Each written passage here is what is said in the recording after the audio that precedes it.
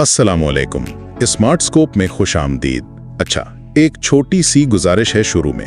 हमने देखा है कि हमारे ज्यादातर व्यूअर्स वीडियोस देखते तो हैं पर चैनल को सब्सक्राइब या शेयर नहीं करते। तो प्लीज अगर आपको हमारा काम पसंद आता है तो चैनल को जरूर सब्सक्राइब करें, घंटी के आइकॉन को भी दबा दें और हमें सपोर्ट करने के लिए कम से कम एक बार ये वीडियो जरूर शेयर करें। आपके ताउन का बहुत शुक्रिया। तो आज हम जल्दी से बात कर रहे हैं स्टेट बैंक की उन नई पॉलिसियों पर जो जैज कैश और इजी पैसा जैसी मोबाइल बैंकिंग एप्स के लिए आ रही हैं। देखें, पाकिस्तान में ना ऑनलाइन फ्रॉड और दूसरे मालियाती जराइम काफी बढ़ गए हैं, तो इसी वजह से state bank of Pakistan SBP ने ये नए रूल्स मुतारिफ करवाए हैं ताकि आपके पैसों की बेहतर हिफाजत हो सके। पहली बात यह है कि 1 जुलाई 2025 से जब आप किसी एजेंट या रिटेलर के जरिए कैश जमा करवाएंगे या निकलवाएंगे, यानी कैश इन या कैश आउट करेंगे, तो आपको बायोमेट्रिक तस्दीक करवानी होगी, मतलब अंगूठे का निशान देना होगा।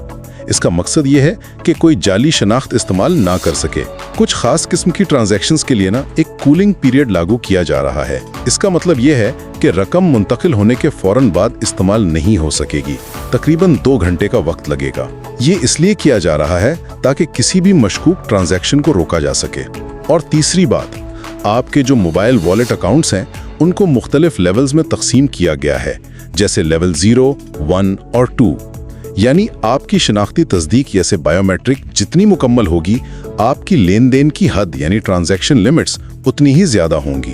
तो मुख्तसर ये कि ये तब्दीलियां आपकी अपनी माली हिफाजत को यकीनी बनाने के लिए की जा रही हैं, इसलिए अपनी बायोमेट्रिक तस्दीक जरूर मुकम्मल करवा लें ताकि आपकी सर्विसेज बगैर किसी रुकावट के चलती रहें। उम्मीद है ये मालूमात आपके लिए मुफीद होंगी।